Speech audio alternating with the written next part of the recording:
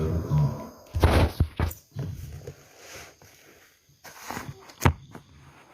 Asyhadu an la ilaha illallah wahdahu la syarikalah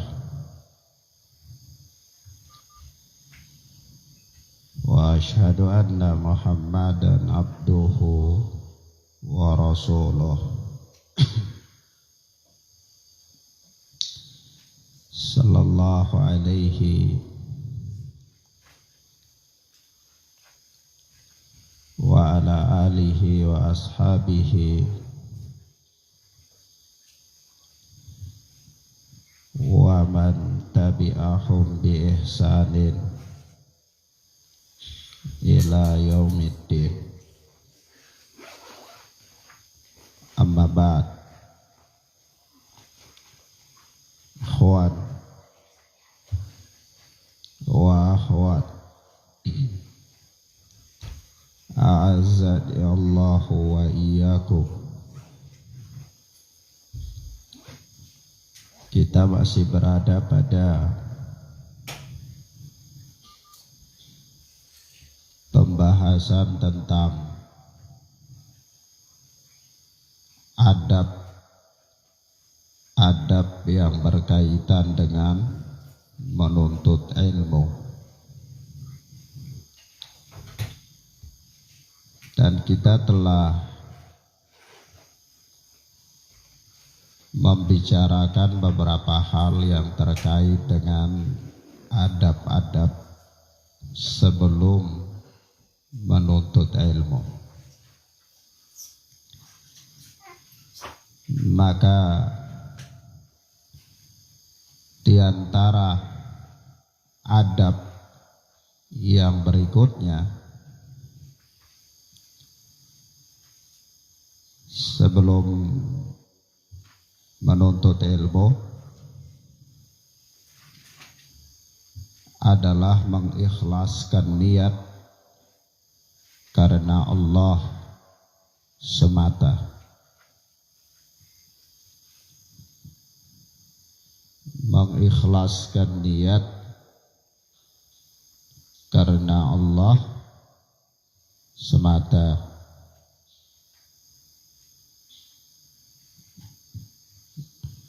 Nah,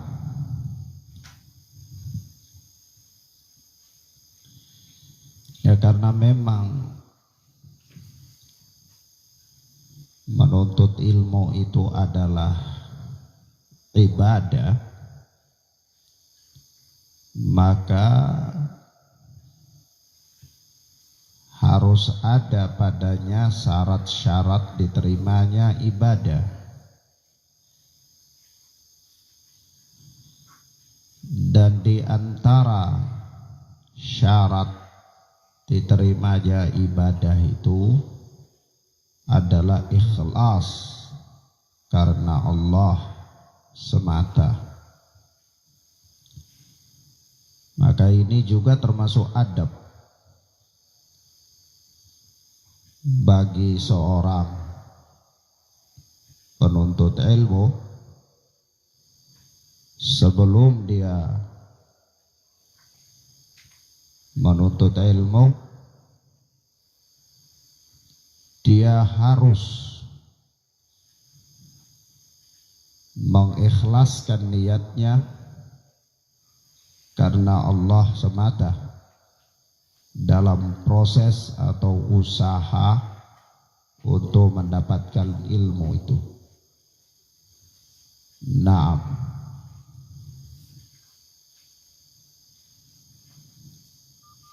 Maka dia tidak boleh menuntut ilmu itu untuk mencari materi, untuk mendapatkan materi, mendapatkan hal-hal yang bersifat duniawi.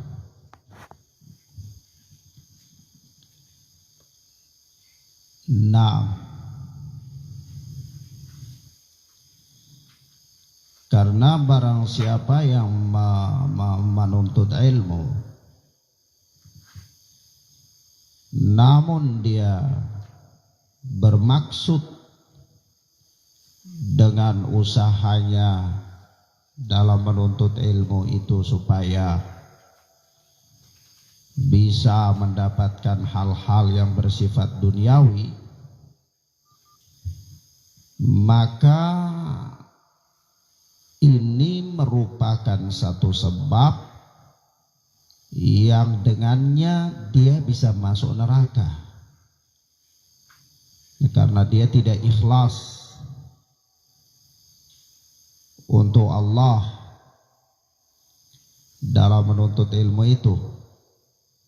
Tapi bisa jadi dia menuntut ilmu supaya dia jadi pemimpin, atau menuntut ilmu supaya jadi mudir, jadi kepala pondok pesantren, atau menuntut ilmu supaya dapat harta yang banyak, dan seterusnya. Maka ini bahaya.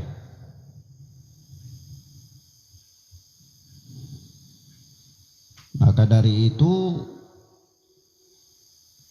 perlu kita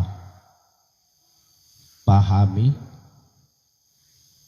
dan kita sadari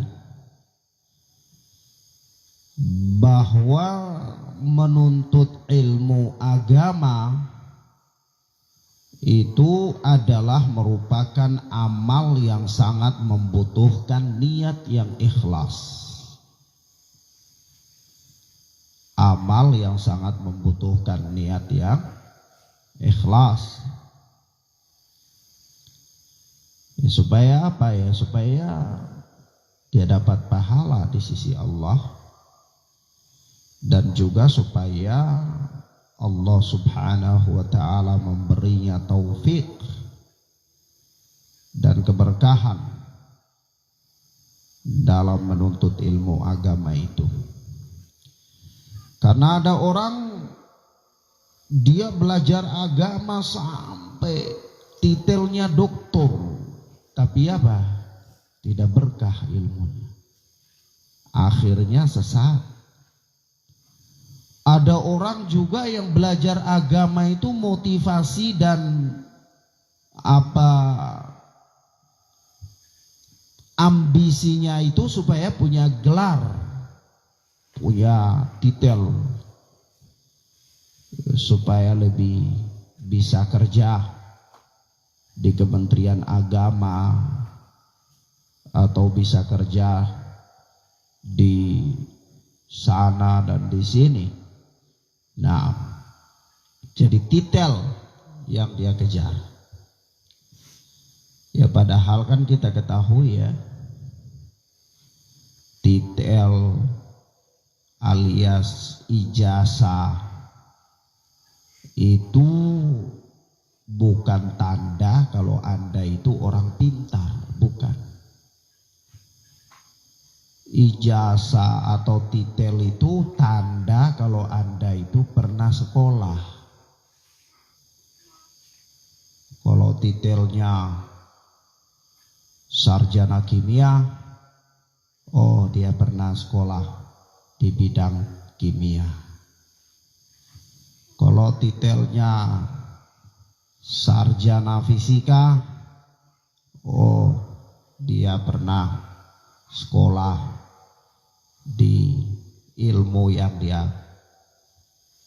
ambil itu adalah di bidang fisika.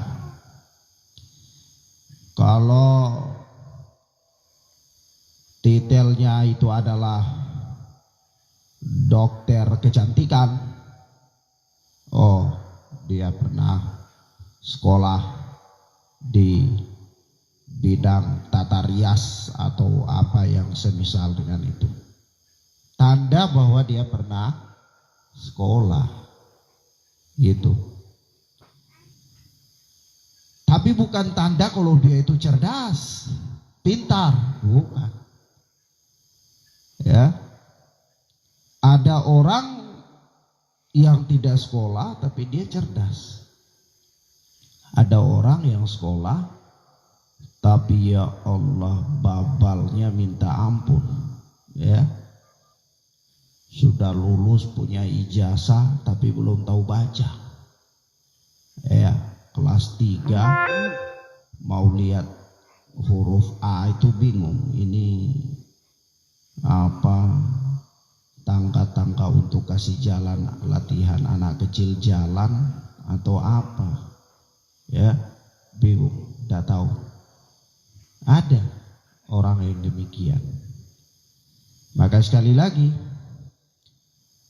kalau menuntut ilmu hanya untuk yang kayak gitu, maka betapa ruginya orang itu.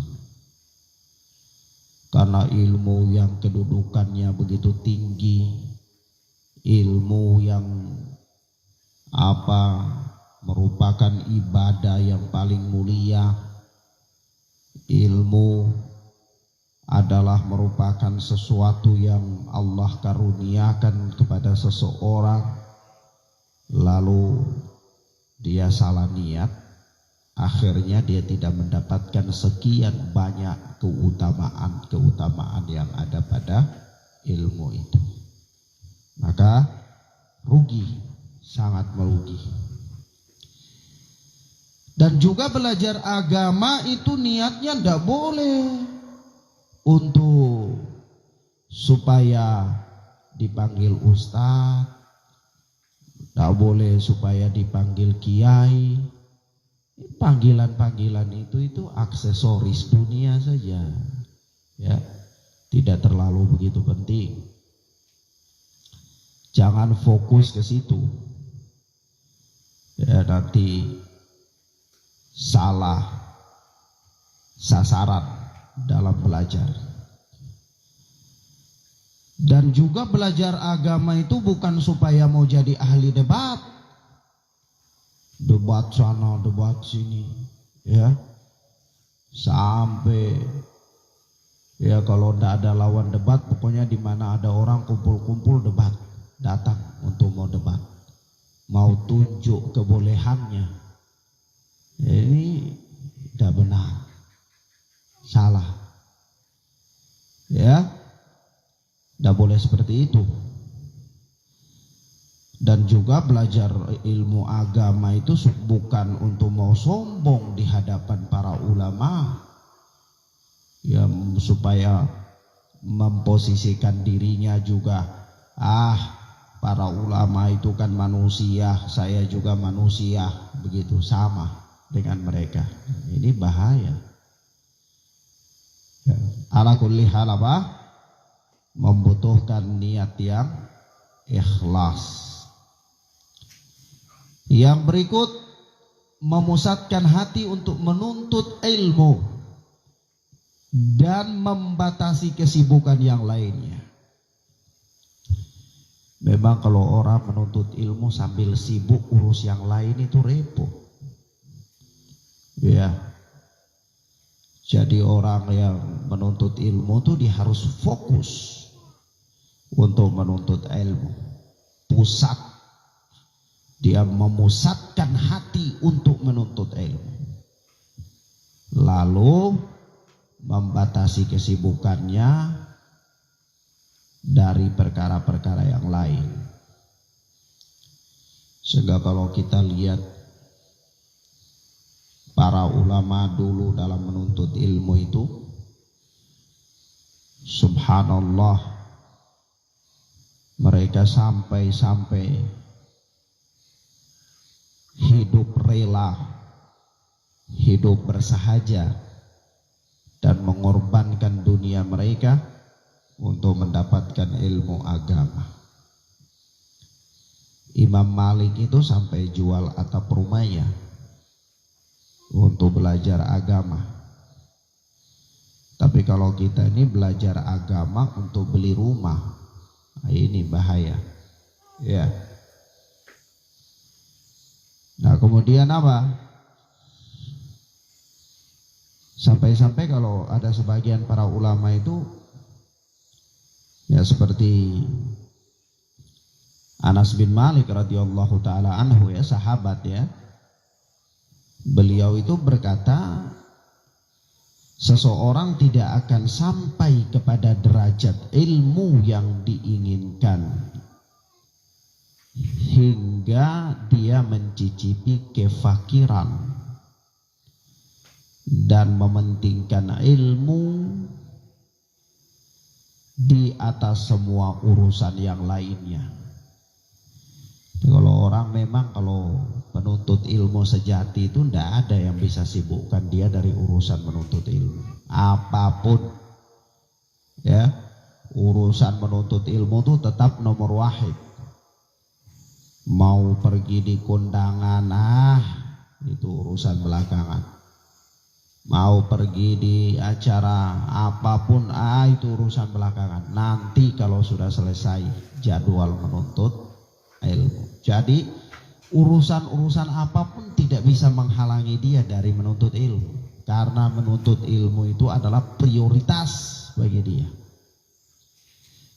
Ya. Nah, semua urusan apa saja, tidak ada yang lebih penting dari menuntut ilmu. Nah, kalau ada orang yang kayak gitu, itu menunjukkan orang ini penuntut ilmu memang. Tapi kalau kadang-kadang ada orang menuntut ilmu hanya karena kakinya kukumah, dah datang di majelis ilmu. Hanya karena flu, dah datang di majelis ilmu. Hanya karena cuma hujan rintik-rintik saja, dah datang di majelis ilmu. Oh, ini semangatnya semangat yang lemah. Ini bukan penuntut ilmu sejati. Baru ada rintangan sedikit saja sudah tidak hadir. Itu ilmu belum prioritas bagi dia. Mau menuntut ilmu, ada mau rapat lekten. Apa itu rapat lekten? Ya, tidak penting. Itu rapat lekten itu bukan ibadah. Ya, menuntut ilmu itu ibadah. Harus diprioritaskan. Harus diprioritaskan. Nah, maka perhatikan ucapan sahabat Anas bin Malik radhiyallahu anhu ini. Seseorang tidak akan sampai kepada derajat ilmu yang dia inginkan hingga dia mencicipi kefakiran dan mendahulukan atau mementingkan ilmu di atas semua urusan. Memang orang kalau menuntut ilmu itu fakir. Fakir. Loh, kenapa bisa fakir, Ustaz? Kan waktunya semuanya digunakan untuk menuntut ilmu. Coba belajar, menghafal, murojaah hafalan, catatan, kemudian memperbaiki catatan, terus begitu hari-hari. Kemudian mendatangi guru untuk belajar dan seterusnya. Coba antum lihat. Sampai tidak ada kesempatan untuk kerja dunia. Mau kerja dunia itu rasanya sudah tidak bisa, karena ini waktunya ada urusan ini waktunya ada menghafal ini waktunya ada mencatat pelajaran ini waktunya ada datang dihadiri majelis ilmu pelajaran ini dan ini. Akhirnya mau kerja dunia, sudah tidak ada waktu, semua waktu sudah terpakai untuk urusan belajar ilmu agama. Dan ketika semua waktu sudah terpakai untuk belajar ilmu agama, lalu ada urusan-urusan yang lain, sementara dia adalah orang yang memprioritaskan ilmu agama, itu akhirnya dia tinggalkan semua ilmu agama yang dia dahulukan. Kalau orang ada mau jadwal belajar, dia ada mau pergi antar istri piknik, urusan apa itu? Urusan tidak penting. Antar istri piknik itu, ya. Urusan belajar agama lebih penting. Ada mau jadwal belajar, mau pergi lihat nenek mantu. Urusan apa? Nggak penting urusan-urusan jenguk nenek mantu lah, kakek mantu lah, nggak penting. Yang lebih penting itu urusan belajar. Perhatikan ucapan Al-Imam Anas bin Malik ini. Perhatikan. Ini bukan ucapan kita, bukan. Anas bin Malik ini bukan murid antum. Ya. Anas bin Malik ini sahabat. Orang yang didoakan oleh Rasulullah Sallallahu Alaihi Wasallam dengan 3 doa. Dan dua-duanya terkabulkan di dunia dan disaksikan oleh Anas bin Malik. Satu saja yang beliau belum saksikan karena nanti tunggu mati baru beliau bisa saksikan. Yaitu apa? Pertama, banyak anak. Dan Anas bin Malik itu punya anak lebih dari 100 orang. Ya 80-an ketika beliau masih hidup. Ketika beliau wafat itu ya sekitar meninggalkan 80 orang anak. Tapi jumlah keseluruhannya itu dalam sebagian riwayat itu mengatakan 100-an. Tapi kan ada yang meninggal lebih duluan dari beliau. Kemudian yang kedua apa? Dibanyakkan rizkinya. Dan apa kata Anas bin Malik? Kebun-kebun kurma itu di seluruh wilayah ketika itu 1 tahun buahnya 1 kali. Tapi Anas bin Malik itu kebunnya itu 1 tahun 2 kali buahnya. Ya. Yang ketiga apa? Didoakan oleh Allah Subhanahu wa taala, didoakan oleh Rasulullah sallallahu alaihi wasallam agar Allah Subhanahu wa taala memasukkan Anas bin Malik ini di surga.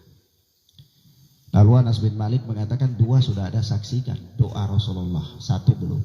Ya karena memang nanti mati dulu baru bisa saksikan. Karena itu perkara berkaitan dengan masuk surga. Ya. Nah, coba antum bayangkan. Anas bin Malik radhiyallahu taala anhu orang yang demikian, ya. Dan orang yang termasuk di antara para ulama dari kalangan sahabat. Kata beliau mewasiatkan kepada kita itu bahwa seseorang tidak akan sampai kepada derajat ilmu yang dia inginkan sampai dia mencicipi kefakiran dan memprioritaskan atau mendahulukan ilmu di atas segala urusan yang lainnya. Ya, urusan apa saja kalau bertabrakan dengan urusan kepentingan ilmu tuh, itu urusan dah pakai semuanya, dah pakai, dah penting. Urusan yang paling penting itu adalah urusan menuntut ilmu. Nah, ini kalau lihat orang ada yang demikian, maka orang ini dia akan sampai pada derajat yang dia inginkan dalam ilmu.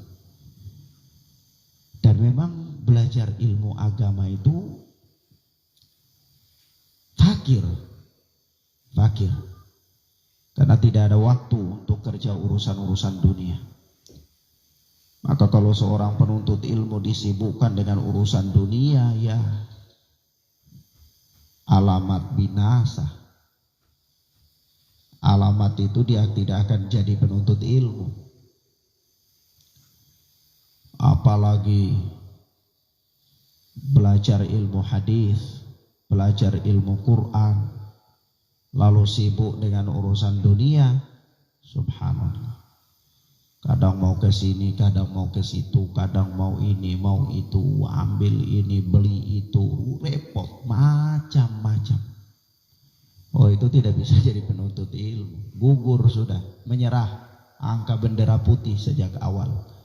Ya, sekedar saja. Jadi penuntut ilmu sekedar untuk ya beramal saja. Tapi tidak akan pernah bisa sampai pada derajat yang diinginkan dengan ilmu. Karena untuk mau sampai di derajat itu harus melewati 2 hal. Yang pertama kefakiran. Penuntut ilmu itu fakir. Fakir karena hartanya habis untuk mendatangi majelis-majelis ilmu. Hartanya habis untuk beli kitab-kitab para ulama. Ini kita mau menuntut ilmu saja ndak bisa beli pena.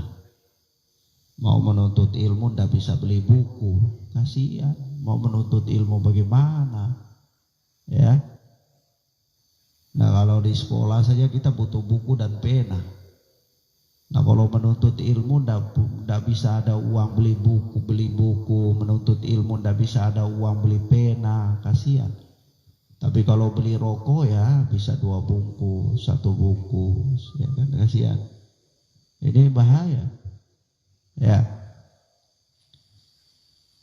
Maka apa? Suatu ketika terkait dengan ini ada seseorang itu dia fakir, dia mau kasih masuk anaknya di pesantren. Mau kasih masuk anaknya di pesantren, waktu itu pesantren itu biaya masuknya kurang lebih sekitar 1 juta lebih, 1,5 juta. Orang tuanya datang bertemu sama mudirnya, Pak Ustadz, saya minta keringanan Pak Ustadz, saya termasuk orang fakir, kalau bisa ya biaya masuk pondok ini, anak-anak saya ini mau masuk pondok, kalau bisa ya biaya masuk pondok ini dikurangi. Kata Pak Ustadz, ya enggak apa-apa, bisa. Tapi bapak ini merokok. Kata dia, iya Pak Ustadz saya merokok. Oh iya, kalau begitu bapak tidak dapat dispensasi. Ya, tidak ada diskon. Bayar sesuai dengan aturan kalau mau sekolah, kalau enggak ya sudahlah, tidak apa-apa. Loh Ustadz kenapa? Iya. Masa 1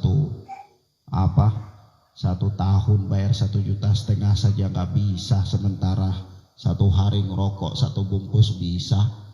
Kan ajaib. Oh jadi tidak bisa.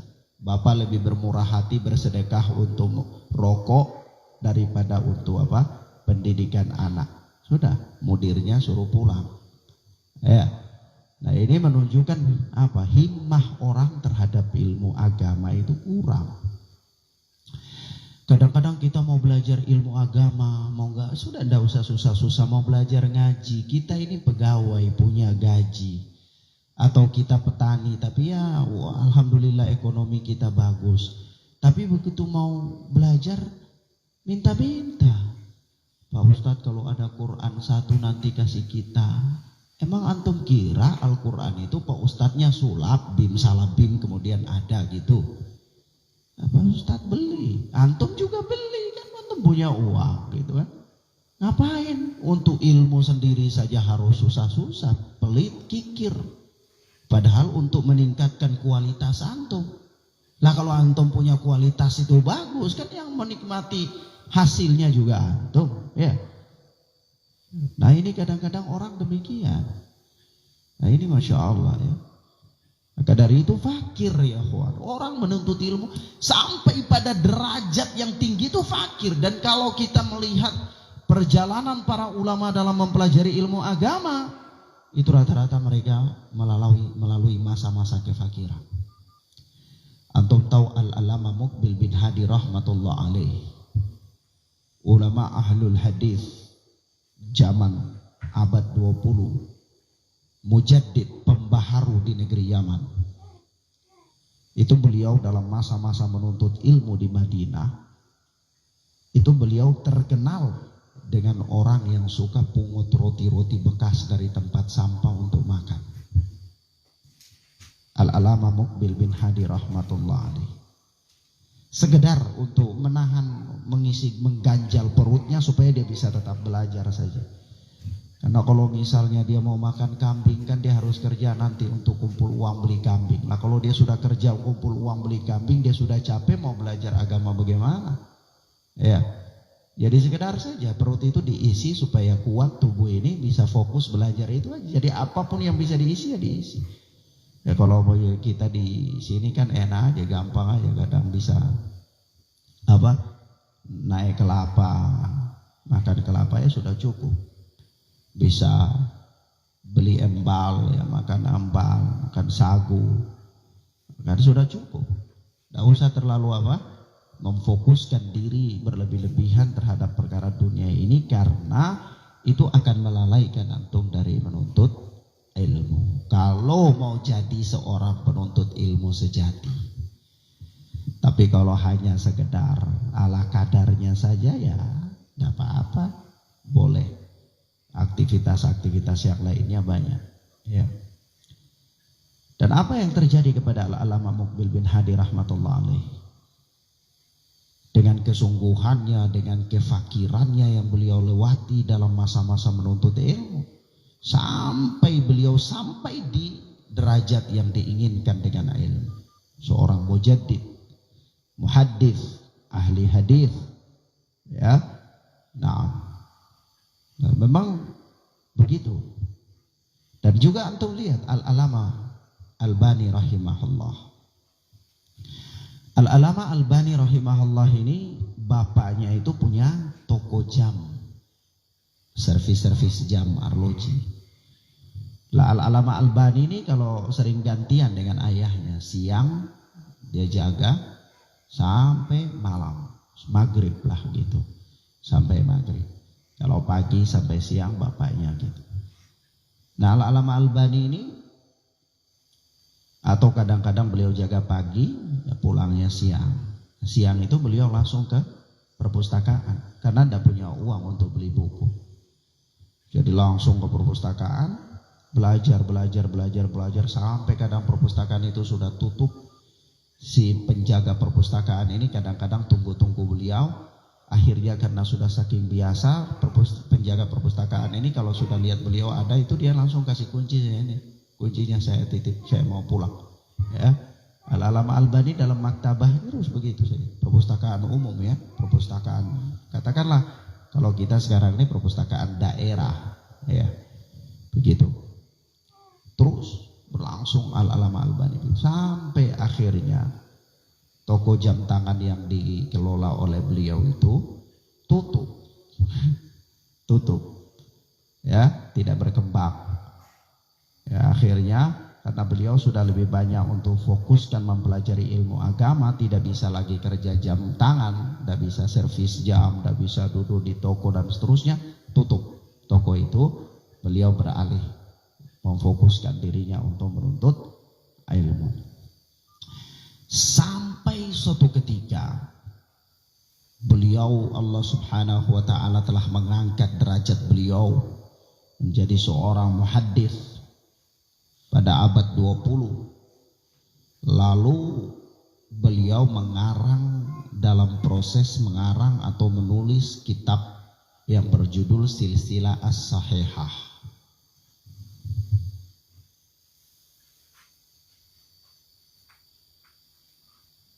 Silsilah As-Sahihah itu tebak, sana punya anak. Sekian ribu hadis di dalamnya. Semuanya hadis-hadis sahih.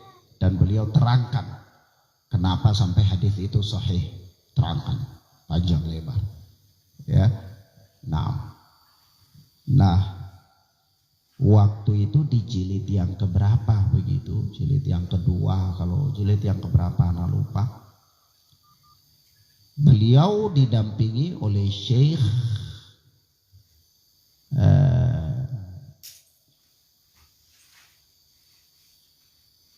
subhanallah,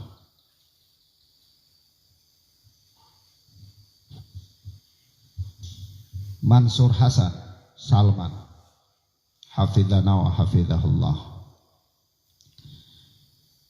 Lalu beliau setelah tulis itu hadis-hadis, tulis tangan.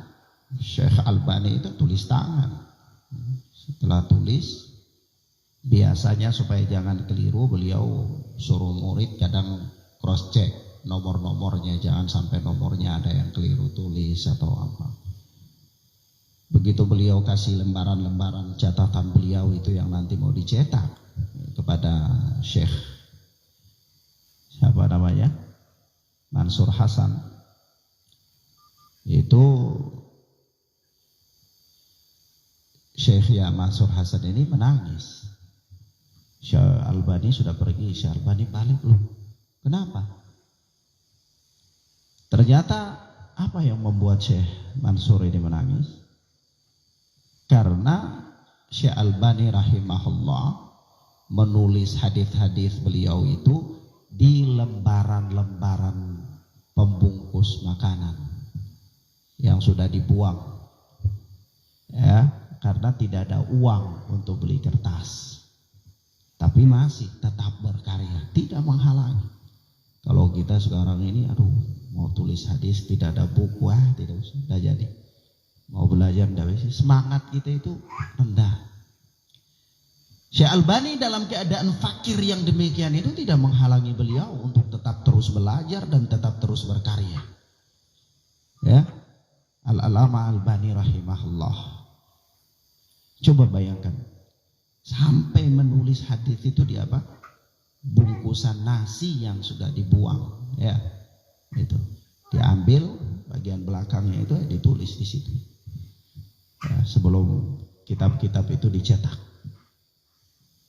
Subhanallah, ya. Nah itu mereka mengalami penderitaan demi penderitaan dalam belajar, kefakiran. Karena memang Al-Imam Asy-Syafi'i rahimahullah, beliau berkata bahwa tidak akan berhasil seseorang yang menuntut ilmu dengan kekuasaan, maksudnya kekuasaan hidup mewah. Orang yang menuntut ilmu itu tidak akan pernah berhasil kalau dia menuntut ilmu dengan gaya hidup mewah. Kemudian dan apa? Kesombongan. Orang yang hidup mewah dan orang yang sombong itu tidak akan pernah berhasil dalam menuntut ilmu. Akan tetapi barang siapa yang menuntut ilmu dengan tawadhu, yaitu merendahkan diri, kesederhanaan hidup, dan berkhidmat kepada ulama, kepada ahli ilmu, kepada guru, berkhidmat, melayani guru, maka dia akan berhasil, kata Imam Syafi'i rahimahullah. Coba antum perhatikan. Al-Imam Asy-Syafi'i rahimahullah di sini menyebutkan dua hal yang menghalangi seseorang dari keberhasilannya dalam menuntut ilmu. Yang pertama adalah apa? Hidup mewah, hidup bersenang-senang, hidup murtah, ya. Hidup dimanjakan dengan fasilitas, dimanjakan dengan ini, dimanjakan dengan itu. Ini nggak akan pernah berhasil. Makanya memang ya, sekarang ini kalau kita lihat di Jawa itu banyak pondok-pondok pesantren, ya, kita bersyukur kepada Allah. Namun ada fenomena baru. Ya, kadang ada sampai pondok pesantren itu masuk 20 juta, uang bulanannya sekian juta, pondoknya itu mewah, kamarnya ada AC, uang jajanan santrinya mantap, luar biasa. Begitu juga kita lihat di pondok-pondok orang tua-tua yang mereka ini ngasih sekolah anak-anaknya itu, setiap bulan kasih uang jajan, uang.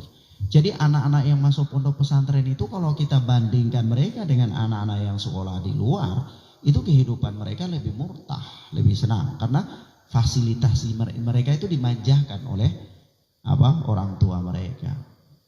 Ya, padahal dia itu adalah seorang santri, mestinya dia mengalami penderitaan di dalam belajar, bukan senang karena dia santri mau belajar agama, mau hafal Quran, kita kasih uang jajan setiap bulan, kita jenguk, kita ini apa saja yang dia mau kita kasih, tidak akan pernah bisa.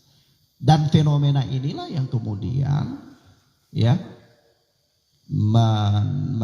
mencetak generasi-generasi yang ya kita juga lihat mereka itu jadi bingung, ya, karena lulus pondok pesantren, ya, tapi ya jadi bingung sendiri. Nah, ada yang 5 tahun, ada yang 6 tahun, ada yang 4 tahun, tapi ya gitu-gitu. Nah ini persoalan, karena memang tidak berhasil. Dan kalau antum tengok para ulama, perjalanan para ulama semuanya dalam menuntut ilmu, itu tidak ada orang yang hidup mewah, tidak ada. Dalam proses dia belajar. Ini faktor yang pertama kata Imam Asy-Syafi'i rahimahullah. Faktor yang kedua kesombongan, sombong. Sombong itu juga membuat orang tidak akan berhasil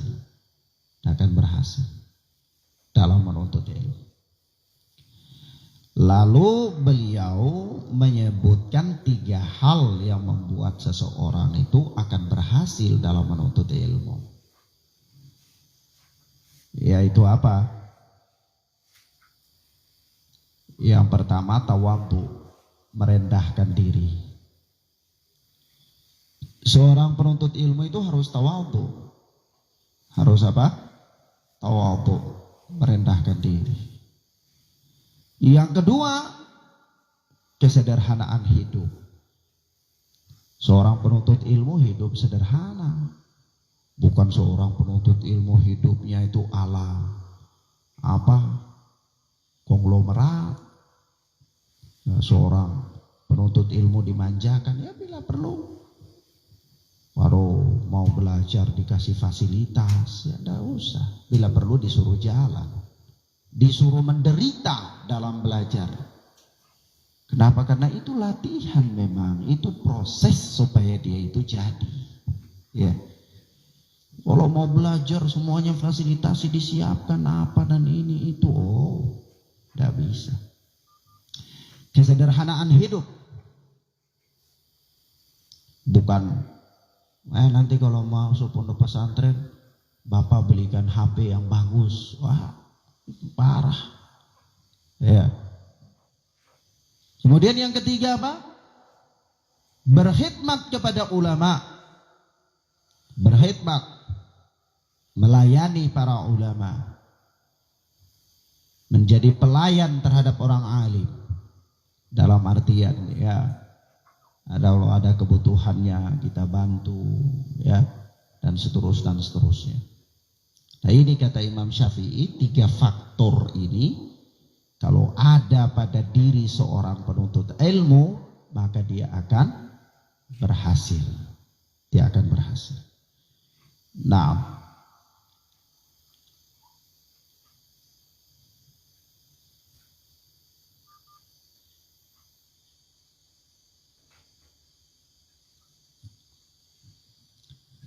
dan seorang penuntut ilmu itu harus bisa memanfaatkan waktunya dengan baik. Seorang penuntut ilmu harus bisa memanfaatkan waktunya dengan baik.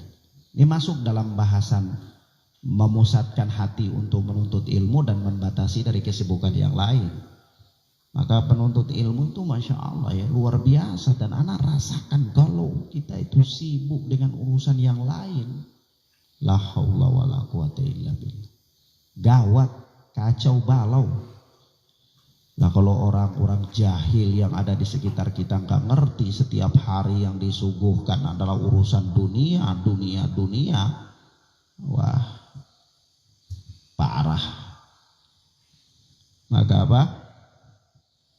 Sekali lagi,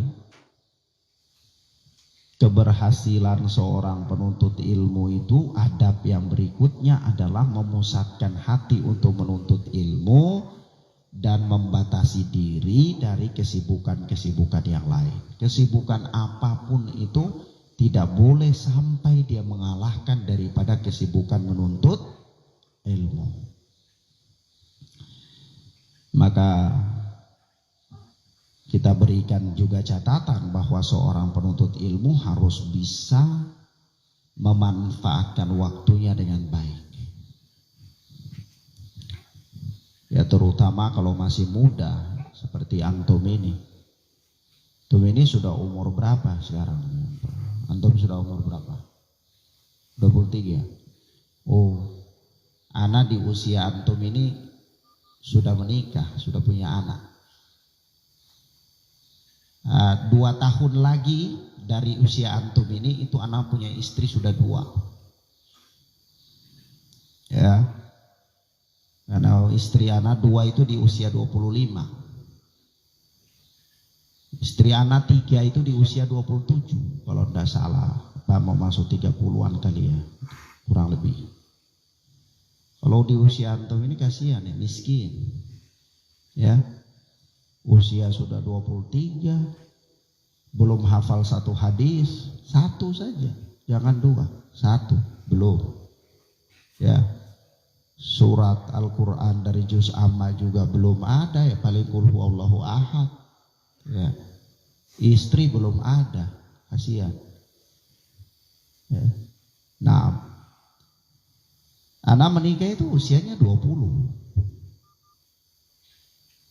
Dan itu anak sudah dakwah, sudah mulai berdakwah. Di usia 27 tahun itu anak sudah safar kemana-mana untuk menyampaikan dakwah agama. Sudah. Di usia 27-an sudah safar kemana-mana. Ngasih dakwah, ceramah, ngajar setiap hari. Ngisi waktu anak semuanya itu dengan ilmu. Dengan ilmu. Aktivitas-aktivitas keduniaan itu ya sekedar saja. Tapi semuanya diisi dengan belajar dan mengajar. Jadi antum yang masih masa-masa muda ini ya harus memanfaatkan waktu untuk tetap belajar sungguh-sungguh. Ya, supaya antum akan mendapatkan hasilnya nanti. Kalau tidak serius dari sekarang tidak akan pernah bisa mendapatkan hasilnya, tidak bisa. Kenapa? Karena waktu ini tetap berlalu, umur antum juga berlalu, dan umur yang sudah berlalu itu tidak akan pernah kembali lagi. Nah, kalau umur 23 belum bisa apa-apa, umur 22 belum bisa ngapa-ngapain. Umur 25 apalagi 30, ya, penyesalan. 30 tahun berlalu antum belum bisa ngapa-ngapain, kan sayang. Dan waktu itu nggak akan balik lagi. Jangan antum kira nanti ada suatu waktu antum diputar lagi balik ke 30 tahun belakangan, tidak ada. Ya, waktu tetap terus berlalu. Jadi waktu itu harus manfaatkan dengan baik. Kalau antum yakin, kalau antum bisa memanfaatkan waktu itu dengan baik sejak hari ini, maka 5 tahun akan datang antum akan mendapatkan hasilnya. Akan mendapatkan hasil. Mulai dari sekarang, antum baca Al-Quran atau hafal Al-Quran 1 hari itu 3 ayat. 5 tahun akan datang. Kira-kira antum sudah hafal berapa banyak? Ya. Atau antum hafal 1 hadis 1 hari. 1 tahun kan 360 hari. 1 tahun antum sudah hafal 360 hadis. Ya. Nah, kalau 5 tahun kali 5. 360 kali 5 berapa? Hah? 360. Kalau 300 kali 5 1.500. Ya. Ya. Nah, 1.500 antum bisa jadi bisa seperti bisa hafal 1.500 hadis paling kurang dalam 5 tahun. Antum harus mulai dari sekarang. Jangan antum buang-buang waktu kemudian baru nanti lihat orang hafal 2-3 hadis baru buka mulut antum. Wah, orang itu hebat nih, Masya Allah. Ya, cuman bisa buka mulut, cuma bisa terkagum-kagum, matanya menyala, tapi antum tidak bisa melakukan itu. Kenapa? Padahal dia dan antum sama saja. Ya, dia manusia sama dengan antum manusia, diberikan akal sama, diberikan kecerdasan juga, ya paling tidak beda-beda jauh ya. Kesehatan juga sama, makanan juga sama ya. Nah, tapi kalau dia memanfaatkan waktu, antum tidak, makanya dia muncul sebagai pemenang di 5 tahun akan datang, sementara antum ya tetap saja ya. Nah itu makanya kalau kurang lebih anak sampaikan kepada antum itu kurang lebih sekitar, kalau anak bukan untuk fakhra ya, bukan untuk kesombongan, itu lebih dari 2.000 buku lebih yang sudah anak baca. Dan 1 buku itu kadang-kadang Ya jilidnya ada sampai 13, ada jilidnya 2, ada yang 1 jilid juga ada. Tapi ala kulli hal ya lebih dari 2000 buku, judul buku yang ya kalau jilid-jilid sudah tidak bisa dihitung lah. Itu kan kalau hari ini baru kita pikir itu kan mustahil ya. Bagaimana bisa ya? Kok bisa? Kenapa? Ya karena coba antum bayangkan 20 tahun kalau satu hari itu dalam 1 jam saja antum membaca buku tipis itu kira-kira sekitar 60 halaman katakanlah, 60 halaman, satu buku 60 halaman dalam 1 hari. Kalau antum bisa baca itu ya sudah 1 hari lah, jangan kita katakan berapa jam, sudah 1 hari 24 jam. Itu 60 halaman satu buku. Kalau 1 bulan itu kira-kira berapa judul buku yang antum sudah baca? 1 bulan 30 buku kan? Ya, 30 buku yang sudah antum baca dengan jumlah halamannya 60 halaman satu buku. Paling kecil, itu paling kurang sekali. Kalau 1 tahun antum sudah baca berapa buku itu? 1 tahun.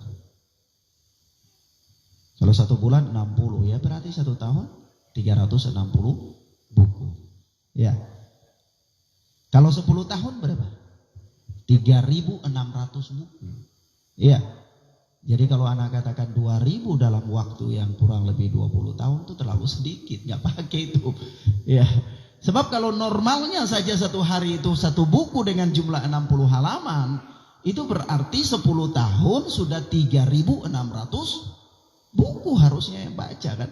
Jadi kalau hanya baru sudah berapa puluh tahun hanya baru sekedar baca 1000 buku, 2000 buku, itu ketinggalan. Itu justru ketinggalan, itu bukan prestasi. Ya. Tetapi apa? Itu karena kita bisa memanfaatkan waktu. Kita bisa apa? Memanfaatkan waktu. Maka harus mulai, ikhwan. Penuntut ilmu harus mulai. Dan kalau dia bisa memanfaatkan waktunya dengan baik, maka dia akan bisa berhasil. Ingat bahwa umur yang telah kita lalui itu dia tidak akan pernah kembali lagi. Maka harus memanfaatkan dia dengan baik. Harus memanfaatkan dia dengan baik. Jangan umur antum tuh antum pakai untuk bersenang-senang, nongkrong, jalan sana, jalan sini. Ya, habis-habisin waktu, fokus antum untuk olahraga, fokus antum untuk makan-makan. Itu tidak penting. Lah kalau fokusnya untuk olahraga, bukan tidak boleh olahraga boleh saja kebugaran tubuh ya. Tapi jangan fokusnya ke situ. Seolah-olah antum sudah jadwalkan ini tidak boleh terlewati. Sementara jadwal antum dalam belajar saja antum tidak gubris. Padahal olahraga itu tidak wajib, belajar itu wajib. Nah kan ini orang cara beribadah atau cara menjalani hidupnya orang bodoh kan. Nah Rasulullah SAW mengatakan apa? Talabul ilmi faridatun ala kulli muslim. Belajar ilmu agama itu wajib bagi setiap muslim. Lah anak tanya, kira-kira dalam 1 hari sebelum ini ya, itu antum ada belajar apa tidak? Dalam 1 hari sebelum ada markis ini, kira-kira antum ada belajar tidak? Tidak belajar, berarti Masya Allah berdosa. Antum melalaikan kewajiban antum. Kewajiban belajar dalam 1 hari itu loh. Pernah enggak? Kan kasihan ya. Dan belajar itu fardu ain. Maka usahakan ya ikhwan dalam 1 hari itu ada belajar walaupun sedikit, paling kurang menggugurkan kewajiban, paling kurang. Karena belajar itu wajib. Belajar itu apa? Wajib. Lah kalau belajar yang merupakan kewajiban itu tidak antum lakukan, ya.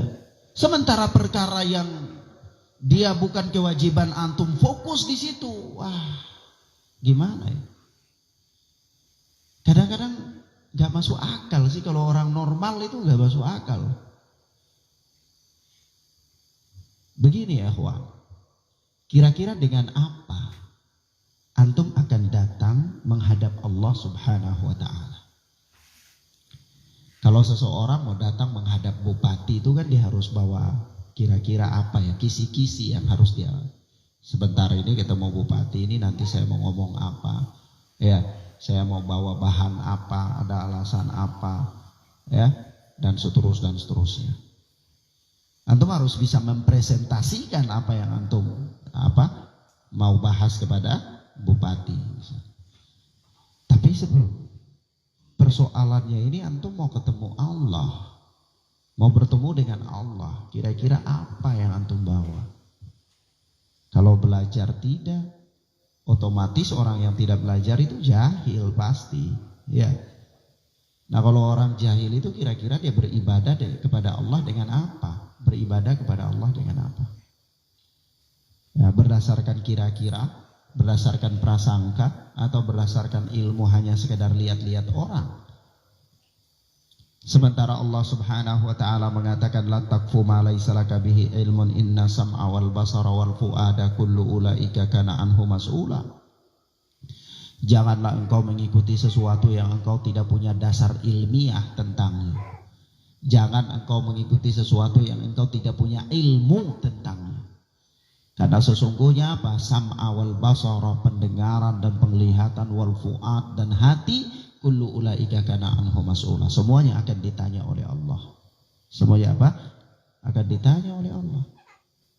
Lalu coba, kira-kira kalau antum nanti sampai di hadapan Allah lalu ditanya tentang usia-usia yang anda lewati untuk apa, kira-kira punya jawaban tidak? Punya jawaban apa kira-kira di sisi Allah, di hadapan Allah?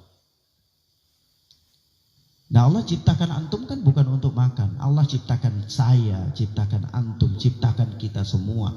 Itu bukan untuk makan dan kerja, bukan. Sama sekali tidak. Tidak. Tetapi Allah menciptakan kita ini semua adalah untuk ibadah kepada Allah. Ya makan dan minum itu urusan Allah. Urusan rizki itu urusan Allah. Ya. Karena jangankan manusia, hewan saja itu rizkinya ditanggung oleh Allah. Wa ma min dabbatin fil ardi illa 'alallahi rizquha. Coba. Tidaklah ada satu binatang melata di permukaan bumi ini kecuali rizkinya itu menjadi tanggungan Allah. Nah urusan rizki itu ditanggung oleh Allah. Jadi kalau sesuatu yang ditanggung oleh Allah, ngapain kita terlalu repot? Toh nanti Allah berikan juga, karena itu Allah menanggung rizki kita kan. Lalu kenapa kita repot? Maka dari itu bukan itu yang Allah perintahkan kepada kita, dan bukan itu tujuan Allah menciptakan kita. Tapi tujuan Allah menciptakan kita itu untuk beribadah kepada Allah. Persoalannya, ketika kita mau beribadah kepada Allah itu kita jahil. Kita tidak tahu cara beribadah kepada Allah. Ini yang masalah. Ya. Kenapa kita jahil? Ya kalau tidak ada majelis ilmu ya bisalah kita berutur. Ya Allah, di negeri kami tidak ada majelis ilmu. Ya Allah, di negeri kami itu kami mau belajar susah, tidak ada orang alim, tidak ada yang bisa mengajarkan, tidak ada fasilitas dan seterusnya. Ada utur di sisi Allah. Tapi coba kalau kayak sekarang ini, kira-kira ada utur apa tidak? Ada utur apa tidak? Ada markis ilmu di hadapan antum. Ada dibacakan hadis-hadis Rasulullah setiap malam. Tidak ada libur kecuali yang dikehendaki oleh Allah. Ya. Dibacakan ayat-ayat Al-Quran setiap hari. Tidak ada libur kecuali yang dikehendaki oleh Allah. Tapi apa? Lalai. Lalu apa yang kita pertanggungjawabkan di hadapan Allah? Maka ikhwan, azani Allah wa iyyakum, kembali di sini anak ingin katakan bahwa manfaatkan waktu itu dengan baik. Kalau ingin berhasil, kalau ingin apa? Berhasil. Tapi kalau hanya sekedar biasa-biasa, ya sudahlah. Ya, memang orang nggak akan pernah bisa berhasil kalau yang biasa-biasa kayak gitu. Kemudian Kalau kita lihat ya ikhwan, para ulama-ulama kita dari kalangan para salafun saleh itu kadang-kadang mereka dalam upaya belajar itu sampai mengasingkan diri dari keluarga. Mengasingkan diri dari keluarga. Jauh dari tempat tinggal.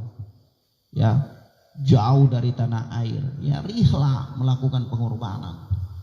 Nah, kalau antum bayangkan ya, ada sahabat yang jalan dari Madinah ke Irak cuma mau tanya satu hadis saja. Dari Madinah ke Irak. Coba antum buka di peta itu kira-kira jaraknya berapa mil, ya? Itu bukan dengan pesawat, dengan unta atau dengan kuda, ya. Cuma mau tanya satu hadis. Lah kalau kita ini tidak perlu jalan bermil-mil, ya. Ada markis di tempat kita, ada tempat belajar di tempat kita, maka subhanallah, ya. Maka di sini kita harus fokus memusatkan perhatian untuk menuntut ilmu dan membatasi kesibukan dari perkara apapun, perkara-perkara yang lain yang tidak ada kaitannya, ya. Nah, maka dari itu kembali perkara ini kembali kepada memanfaatkan waktu dan memprioritaskan menuntut ilmu. Kalau kita tidak memprioritaskan menuntut ilmu sulit karena halangan banyak. Kenapa halangan banyak, ikhwan? Karena selama kita masih hidup, itu kita masih punya kebutuhan dan kesibukan. Ya. Kita masih hidup, jadi masih punya kesibukan, masih punya kebutuhan. Nah, kalau kita misalnya tidak prioritaskan menuntut ilmu, kesibukan dan kebutuhan-kebutuhan inilah yang akan menghalangi kita. Ya, sebentar nanti mau pergi di situ, sebentar nanti mau ini, sebentar nanti mau itu. Semuanya ini adalah untuk kebutuhan, gitulah. Ya. Tapi kalau kita prioritaskan menuntut ilmu, maka kebutuhan-kebutuhan kita itu bisa kita abaikan kalau sudah bertabrakan dengan kondisi harus menuntut ilmu. Begitu. Kemudian yang berikut, adab yang terakhir dari adab-adab sebelum menuntut ilmu itu adalah memilih guru yang baik. Memilih guru yang baik. Ini kalau salah memilih guru juga ini bisa bahaya. Ya. Maka dari itu memilih guru yang baik.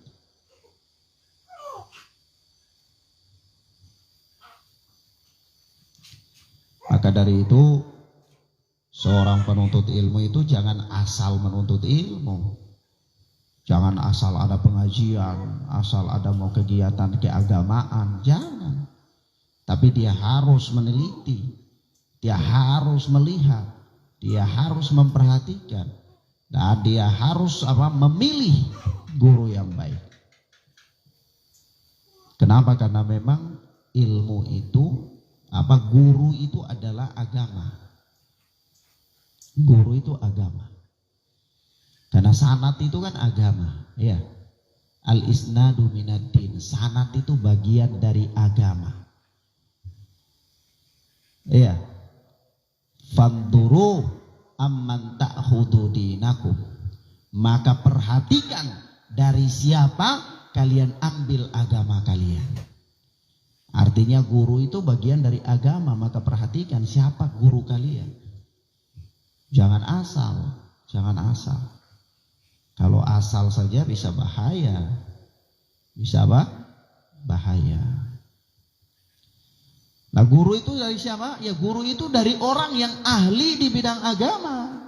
Karena ini pelajaran agama, menuntut ilmu agama, maka dia harus ahli di bidang agama. Kemudian dia harus zuhud. Orang yang kehidupannya itu sederhana gitu loh.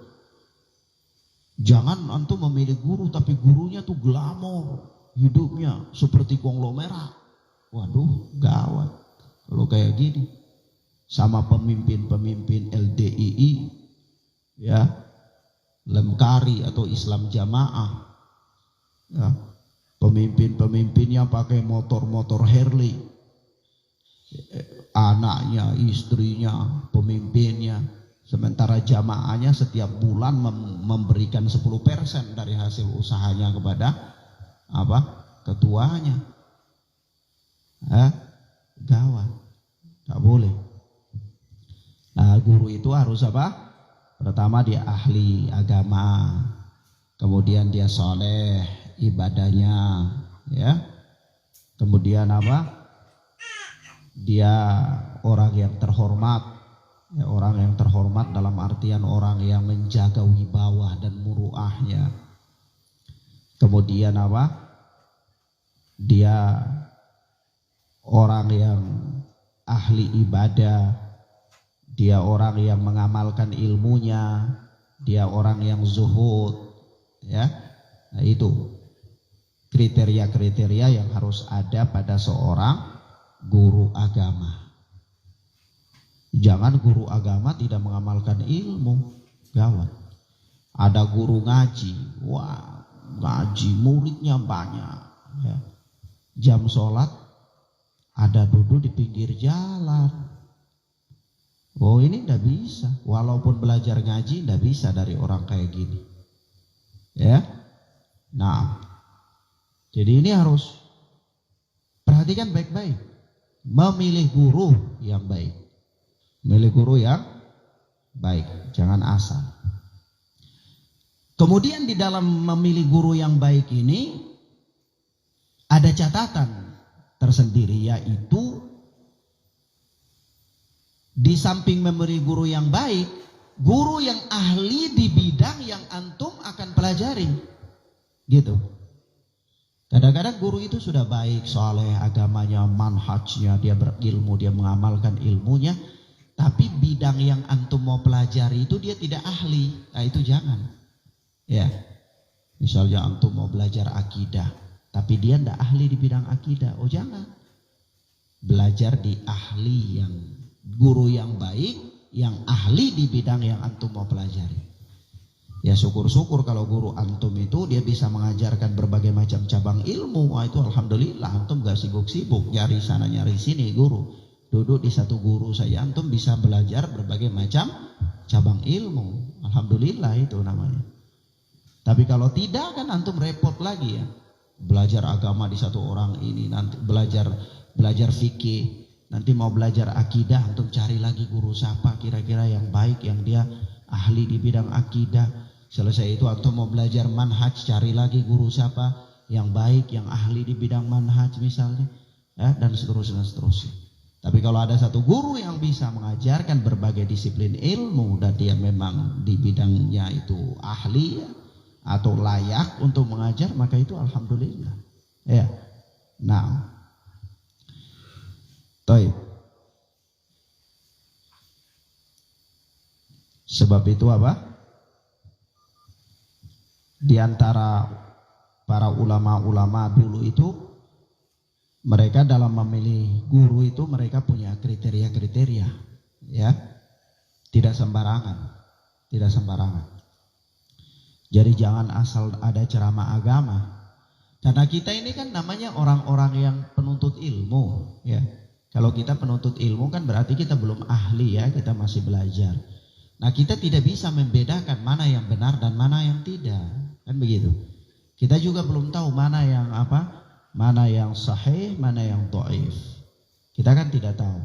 Jadi kalau kita duduk asal sembarangan saja mendengar guru, maka bisa jadi cerita-cerita yang tidak sahih dia sampaikan, dan karena kebodohan kita juga nggak tahu, ya kita anggap juga sahih, kan gitu. Iya. Iya kan?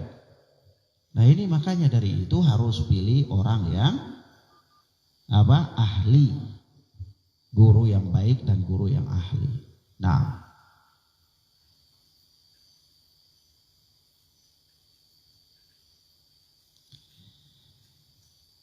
demikian. Ikhwana fid din, azani Allah wa iyyakum. Ini bagian yang pertama daripada adab-adab menuntut ilmu, yaitu adab-adab sebelum menuntut ilmu telah kita selesaikan. Nah, semuanya ada 8 adab, ya. Semuanya ada 8 adab yang berkaitan dengan adab-adab sebelum menuntut ilmu. Adapun bagian kedua yaitu adab ketika menuntut ilmu. Jadi itu 8 adab yang telah kita pelajari itu adalah adab-adab sebagai persiapan untuk menuntut ilmu. Nah, berikut ini bagian yang kedua adalah adab ketika menuntut ilmu. Nah, kalau antum sudah jadi penuntut ilmu, itu harus perhatikan adab-adab ini. Ya apa? Ya, kalau tadi itu 8 yang sudah kita bahas itu kalau mau jadi penuntut ilmu, perhatikan adab-adab itu. Tapi yang sekarang ini kalau sudah jadi penuntut ilmu, maka perhatikan adab-adab ini, yaitu adab-adab ketika menuntut ilmu.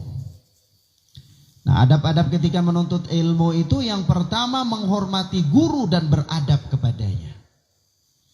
Nah, untuk murid ya, menghormati guru dan beradab kepadanya. Maksudnya apa? Ya, maksudnya seorang pelajar, seorang siswa itu dia wajib menghormati dan memuliakan gurunya.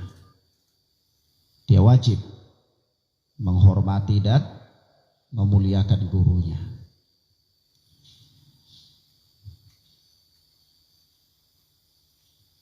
Sampai-sampai kalau kita baca adab-adab penuntut ilmu ini, itu para ulama yang menulis buku-buku khusus terhadap adab-adab penuntut ilmu itu mereka mengatakan kalau kita berbicara tentang guru kita itu jangan menyebut namanya, tetapi menyebut ustaz, syekh, fulan, begitu baru menyebutkan nama. Itu bagian dari adab. Subhanallah, orang dulu itu para penuntut ilmu dulu, makanya Allah berikan keberkahan kepada ilmu mereka sehingga Allah jadikan mereka sebagai apa? Para ulama, orang-orang alim. Maka itu diantara apa? Adab-adab ketika menuntut ilmu itu menghormati guru dan beradab kepadanya. Jadi memuliakan dan menghormatinya. Sampai sebagian dan bahkan para ulama yang menulis dalam bidang ini mengatakan tidak boleh menyebutkan namanya langsung kecuali disebutkan juga apa? Ustaz baru fulan atau syekh fulan sesuai dengan kadar keilmuan orang itu. Ya. Nah, itu adab kepadanya, termasuk adab terhadap guru. Nah,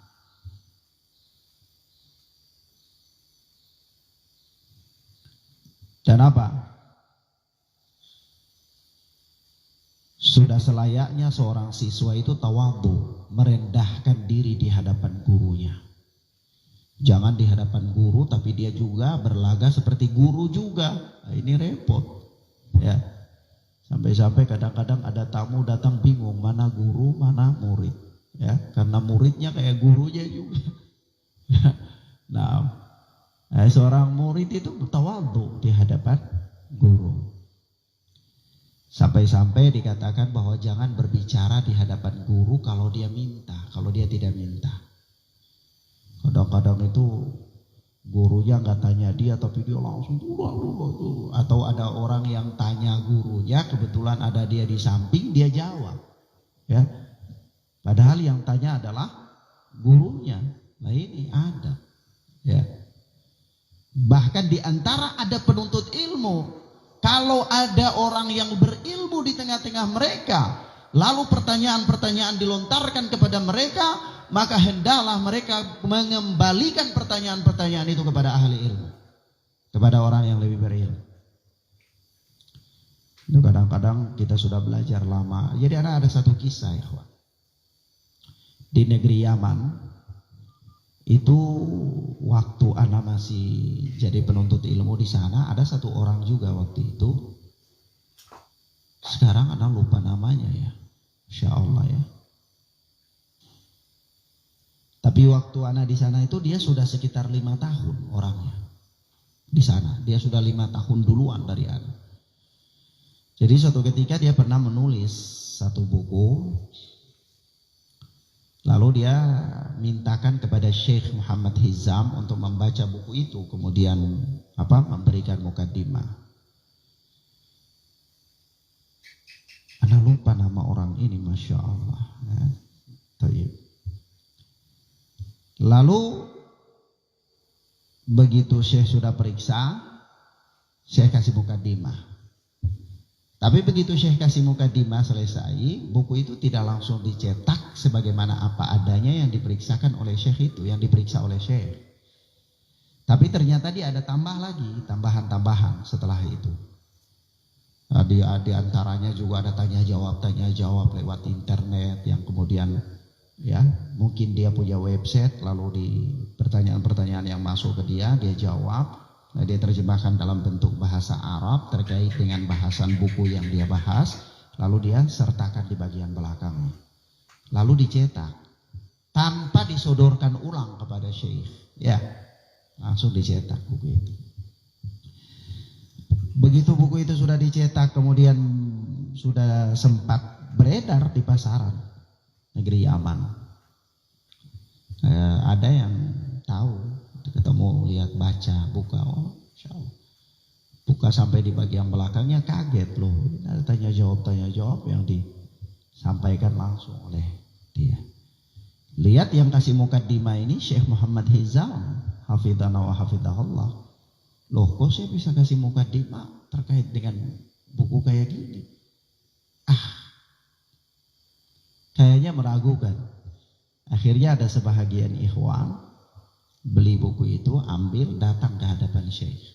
Nanya, Syekh, antum pernah memberikan mukadimah kepada buku ini? Oh iya. Loh, antum baca semua isinya, Syekh? Ya, anak baca yang anak berikan mukadimah itu, anak baca. Coba Syekh antum tolong lihat lagi. Syekh lihat. Syekh kaget, loh. Kok ada di bagian belakang sekian banyak lembar itu yang Syekh tidak membacanya ketika memberi mukadimah karena dia belum masukkan ke dalam buku, isi buku itu. Loh, tanya jawab. Akhirnya dipanggil orangnya. Panggil sama Syekh, dinasihati sama Syekh. Setelah dinasihati sama Syekh, kata Syekh Muhammad Hizam hafidhana wa hafidhahullah ketika itu, bahwa kita ini semua penuntut ilmu. Anda, saya penuntut ilmu. Padahal Syekh Muhammad Hizam ini ahli hadis negeri Yaman saat ini. Ya. Beliau katakan, saya, Anda ini penuntut ilmu semua. Di markis kita ini ada syekh kita, gitu loh. Ada syekh kita, ada orang alim di antara kita ini, ada orang alim kita. Beliau maksudkan kepada Syekh Yahya Al-Hajuri hafidhana wa hafidhahullah. Karena memang Syekh Yahya Al-Hajuri adalah mudir di Darul Hadis Dammaj itu. Kata Syekh Muhammad Hizam, di tengah-tengah kita ada ulama. Sementara saya dan Anda ini penuntut ilmu. Karena kita ini penuntut ilmu, maka semua permasalahan yang ada itu dinaikkan kepada para ulama. Tanyakan kepada para ulama. Ya, jangan kita memposisikan diri kita juga layak seperti ulama, padahal kita ini ada di tengah-tengah ulama, gitu loh. Ya, pelajarannya apa ya, kawan? Ya, pelajarannya ya ketika kita berada di tengah-tengah kita itu orang yang lebih kita tuakan dalam bidang ilmu agama khususnya, maka kita kembalikan permasalahan-permasalahan agama kepadanya. Walaupun terkadang pertanyaan itu mungkin kita tahu jawabannya, tetapi adabnya karena ada orang berilmu maka kita kembalikan kepada dia. Kecuali pertanyaannya itu yang kita tahu dan darurat, tidak ada orang berilmu di situ kan, ya boleh saja. Kenapa? Karena kadang-kadang begini, kadang-kadang orang yang bertanya itu juga bisa menjadi pertimbangan ahlul ilmi dalam memberikan jawaban. Ya, begitu dia tanya, ahlul ilmi lihat orang ini, oh, ya, jawaban yang cocok untuk dia apa, kan gitu. Ya, kadang-kadang yang kita tahu lain. Ya, misalnya yang kita tahu amalan yang utama itu adalah sholat pada waktunya. Tapi begitu yang datang ini kan, misalnya nenek-nenek tanya tentang amalan yang utama, ya kan? Ya, jawablah yang tepat, yang sesuai dengan dia. Ada cari hadis lain yang sesuai dengan kondisi orang ini, kan gitu. Nah, maka dari itu di sini kesimpulannya apa, ikhwan? Termasuk di antara adab, yakni menghormati guru dan beradab kepadanya itu adalah kalau adanya orang alim atau adanya guru di tengah-tengah kita, ya, maka serahkan permasalahan agama semuanya dinaikkan kepadanya. Dan kita ketika di Darul Hadis itu, ikhwan, kan para masyayikh banyak sekali. Kalau di markis terakhir ana di Madinatus Sunnah di Sa'wan itu, yang ana hitung dalam satu hari, ana sempat hitung majelisnya. Itu dalam satu hari itu ada 30 majelis ilmu. Dalam satu hari ada 30 majelis ilmu. Insya Allah, ya. Nah itu para masyayikh banyak para masyayikh di situ, banyak para mustafid, banyak pengajar, banyak. Tapi kalau persoalan agama nggak ada yang menjawabnya sampai dinaikkan kepada mudir, ditanyakan kepada orang yang lebih alim, ya, kepada Syekh Muhammad Mane, hafizana wa hafizahullah, karena beliau mudir di markis sana itu di Madinatus Sunnah Sa'wan. Nah itulah adab. Mereka memberikan contoh kepada kita bagaimana beradab kepada guru. Dan termasuk apa? Termasuk adab kepada guru itu, kata para ulama, ya membukakan pintu untuknya. Kalau dia masuk antum di satu tempat atau misalnya di mobil, ya jangan biarkan dia buka. Padahal itu perkara sepele, ya. Tapi antum memanfaatkan peluang itu untuk berkhidmat kepada dia gitu loh. Ambil faedah di situ, ambil pahala kan, ambil adab. Sebenarnya antum di situ dapat faedah. Tapi kalau misalnya diberikan, ini kan topiknya ini, antum memanfaatkan kesempatan untuk mendapatkan faedah di samping berkhidmat kepada guru, kan gitu. Ya. Sampai-sampai kalau kita lihat dalam riwayat-riwayat hadis itu kan Nabi Shallallahu Alaihi Wasallam itu kalau mandi itu kadang-kadang Anas bin Malik itu bawa sandal Nabi itu taruh di depan kamar mandi, tempat mandi, ya. Atau kadang Nabi waktu begitu mau mandi tidak ada air, sahabat itu angkat air untuk Nabi mandi. Mereka berkhidmat, tidak ada masalah, boleh, selama bukan berkhidmat dengan cara-caranya para sufi, ya, yang air gobokan tangan diminum sama murid, nah itu tidak boleh, tidak benar, ya.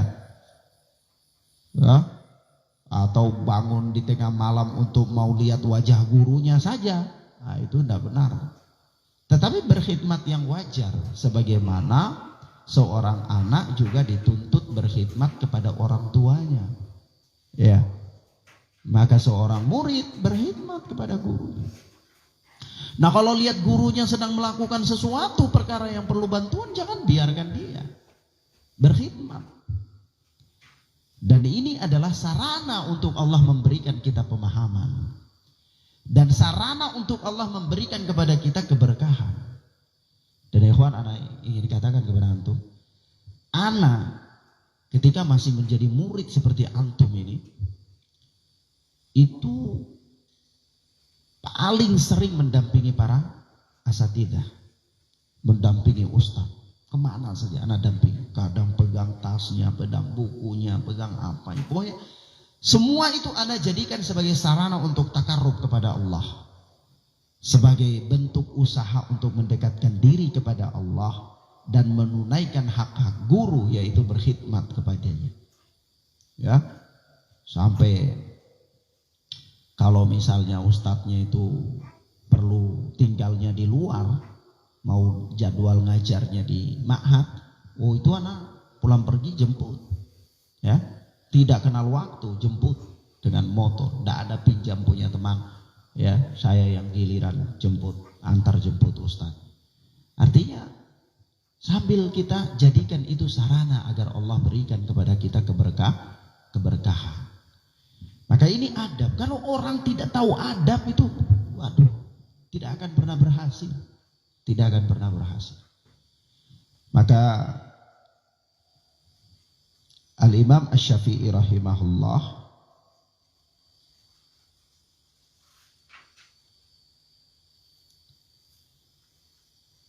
suatu ketika Imam Syafi'i rahimahullah itu sangat tawadhu sekali terhadap guru-gurunya, kepada ulama-ulama, kepada syekh-syekhnya.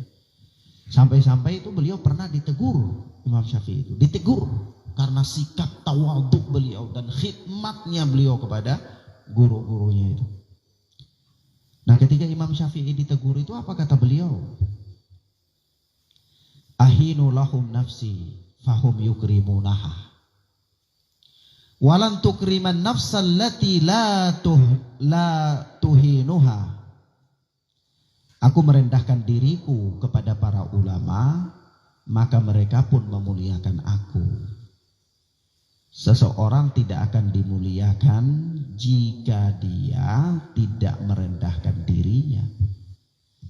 Jadi Imam Syafi'i rahimahullah mendapatkan faedah dengan beliau berkhidmat tawadhu kepada para syekh-syekhnya, dan beliau dimuliakan oleh para syekh-syekhnya. Ya. Nah, dan kita tahu ya, Imam Syafi'i rahimahullah kemudian sampai jadi imam yang sangat hebat kadar keilmuannya, ya. Imam yang pertama kali meletakkan dasar-dasar ilmu fikih itu Imam Syafi'i rahimahullah. Maka beliau dikenal dengan qawaid fikihnya, ya. Itu Imam Syafi'i rahimahullah, ahli di bidang. Guru-gurunya banyak, dan di zaman beliau ada juga yang lebih alim juga ada di bidang hadis seperti Imam Ahmad bin Hanbal rahimahullah. Sampai-sampai Imam Syafi'i mengatakan, ya Aba Abdillah, wahai Abu Abdillah, yakni Imam Ahmad bin Hanbal, engkau adalah orang yang lebih alim dalam bidang hadis. Maka kalau sampai kepadamu suatu hadis yang engkau menilainya sahih, maka cepat-cepat sampaikan hadis itu kepadaku supaya aku beramal dengannya. Coba, Masya Allah ya. Coba antum lihat bagaimana para ulama. Ya, tetapi apa? Kehebatannya Imam Syafi'i rahimahullah teruji. Imam Syafi'i rahimahullah usia belasan tahun itu sudah berfatwa. Usia belasan tahun itu sudah berfatwa. Sudah menyampaikan fatwa-fatwa agama. Itu usianya masih belasan tahun. Kalau kita kasihan ya, sudah mau 1/2 abad ya, belum bisa fatwa. Ya. Nah, maka ini apa? Ini perkara yang harus diperhatikan. Imam Ahmad rahimahullahu ta'ala berkata kepada salah seorang gurunya yang bernama Khalaf al-Ahmar. Kata Imam Ahmad, aku tidak akan duduk kecuali di hadapanmu. Sesungguhnya kami telah diperintahkan supaya bersikap tawadhu kepada orang yang kami belajar ilmu darinya. Kami diperintahkan untuk apa? Bersikap tawadhu terhadap orang yang kami belajar ilmu darinya. Nah, jangan di hadapan guru itu kita sombong, ya, kita angkuh. Kenapa? Ya, tadi kita ini kan jahil, dengan susah payah, sabar dia didik kita. Kemudian begitu kita sudah tahu, kita balik, oh guru ini salah. Oh Masya Allah. Ya, berapa banyak yang seperti itu. Hilang keberkahan ilmu. Akhirnya terjadi pertikaian, perpecahan, percekcokan. Ya, hilang keberkahan ilmu.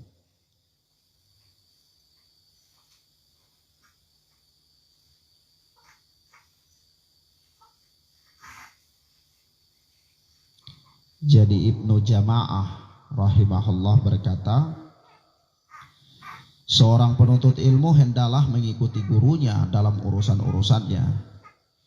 Janganlah dia keluar dari pemikiran dan pengaturan gurunya. Jadi seorang penuntut ilmu itu dalam urusan-urusan agama itu jangan dia keluar dari pemikiran dan pengaturan gurunya. Kalau gurunya arahkan dia itu, lakukan seperti itu. Kalau gurunya mempunyai pemikiran-pemikiran dalam bidang agama demikian-demikian, maka dia ikuti pemikiran-pemikiran tersebut.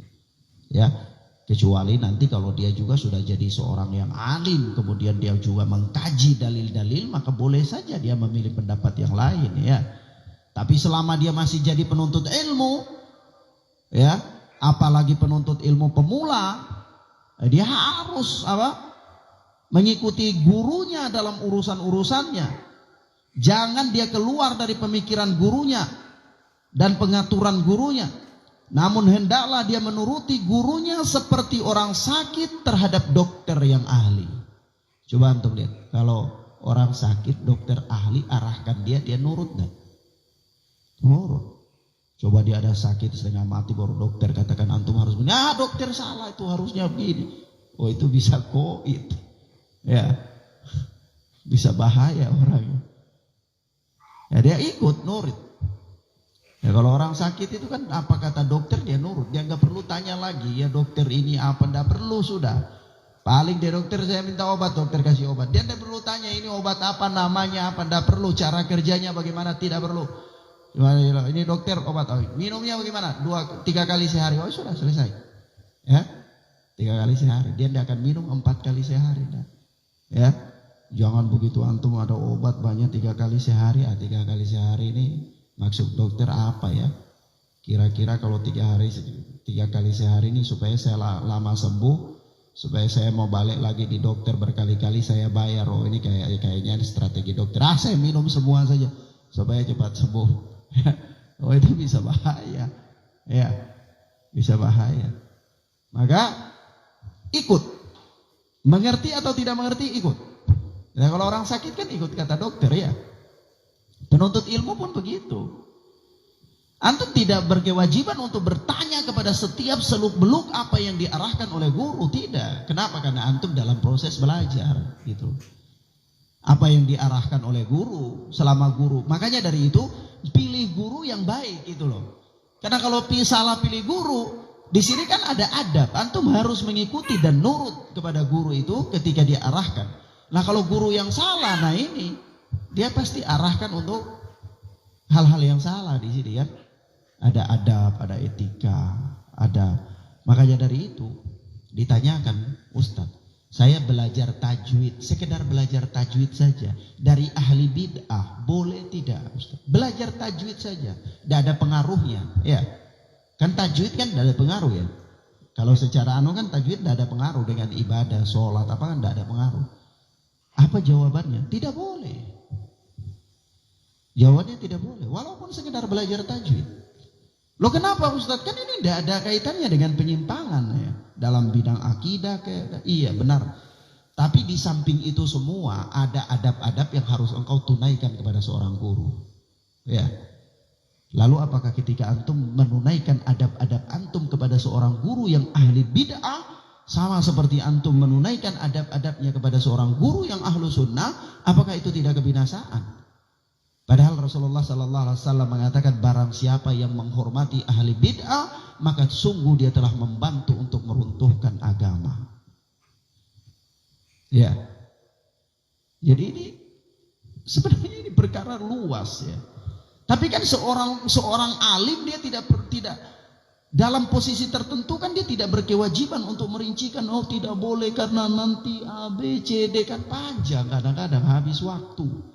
Karena antum penuntut ilmu ikut saja sudah. Nanti lama-lama yang penting masih belajar terus, suatu saat akan paham. Ya, gitu. Ala kulli hal di sini adabnya itu kata Ibnu Jamaah. Ini perkataan Ibnu Jamaah. Yaitu apa? Seorang penuntut ilmu hendaklah mengikuti gurunya dalam urusan-urusannya. Janganlah dia keluar dari pemikiran dan pengaturan gurunya. Namun hendaklah dia menuruti gurunya seperti orang sakit terhadap dokter yang ahli. Nah, dan apa? Dan hendaklah seorang murid itu bermusyawarah dengan gurunya dalam hal-hal yang dia inginkan. Mau menikah, musyawarah dengan gurunya. Nanya gurunya, kira-kira gimana akhwat ini cocok atau tidak. Dia minta mahar mahal, guru gimana. Ya, kalau gurunya bilang ya cocok ya boleh. Terlepas dari itu semua, semoga saja dengan tazkiyah dari gurunya itu ada keberkahan di situ kan. Cari keberkahan saja sudah. Laksanakan adab-adabnya untuk mendapatkan keberkahan kan gitu. Kadang-kadang musyawarah atau mau buka usaha sampai hal-hal dunia. Maka saya suatu ketika, anak itu takjub sekali suatu ketika ya kawan. Anak pernah di salah satu undangan pernikahan. Jadi anak duduk di samping seseorang. Orang ini orang awam sebenarnya, awam. Tapi ya mungkin dia sudah mulai sholat. Tapi awam. Jadi duduk dengan anak suatu ketika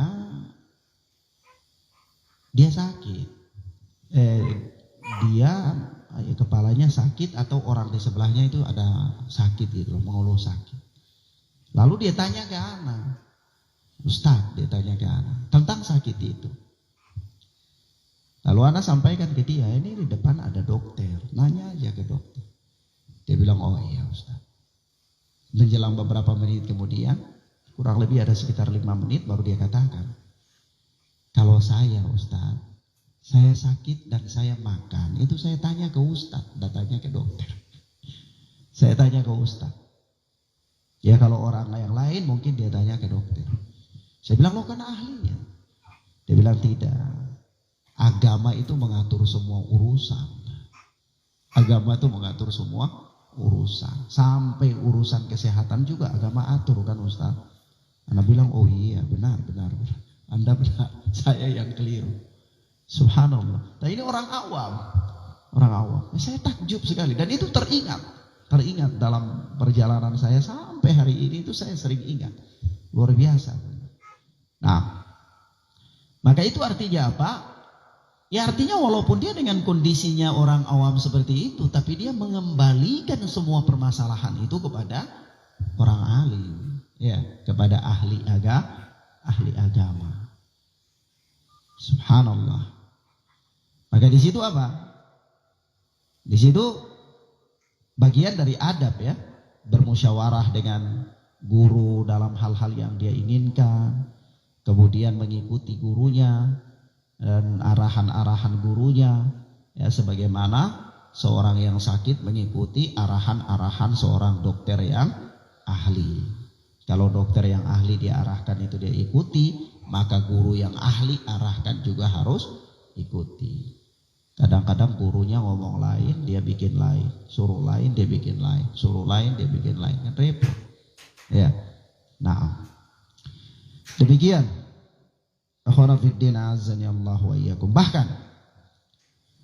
Bahkan ada dalam Hilyatut Talibul Ilm juga disebutkan itu, kalau berbicara dengan guru itu jangan menggunakan kata tunggal. Maksudnya engkau, anda, anta, jangan. Tetapi menggunakan kata jamak, antum, sebagai suatu bentuk penghormatan. Merupakan hal yang tidak beradab itu singkat-singkat nama ustaz. Ya, ada orang namanya siapa? Khalid Basalama, HBS. Apa itu? Merek topi kali. Ya. Ada namanya Ustadz Jeffrey UJ. Apa itu? Tidak beradab, tidak beretika terhadap guru. Ya, nah, begitu juga ustadznya dipanggil tat, apa? Ya. Nah, ini juga tidak beradab. Disebutkan dalam Hilyatut Talibul Ilm. Panjang, banyak. Sebenarnya banyak sih kitab-kitab adab itu, adab-adab menuntut ilmu itu banyak sekali yang ditulis oleh para ulama dan sampai persoalan-persoalan yang kecil, insyaallah. Jadi karena memang dengan adab itu seseorang akan sampai pada derajat yang tinggi. Kalau seorang ahli ilmu, orang yang belajar ilmu agama disertai dengan adab yang tinggi, maka dia akan sampai pada derajat yang tinggi pula. Dan kita terkenal para ulama-ulama itu memang mereka punya adab yang sangat tinggi. Karena adab itu ilmu sebenarnya, ya. Nah, baik. Demikian akhwana fiddin azanillahu wa iyyakum. Ya, sampai di sini insyaallah taala kita tutup dengan perkataan Ibnu Tawus, di mana Ibnu Tawus pernah meriwayatkan dari bapaknya bahwa bapaknya berkata menghormati orang alim itu termasuk sunnah. Menghormati orang alim itu termasuk sunnah. Sama dengan menghormati ahli bid'ah itu malapetaka, meruntuhkan agama. Ya.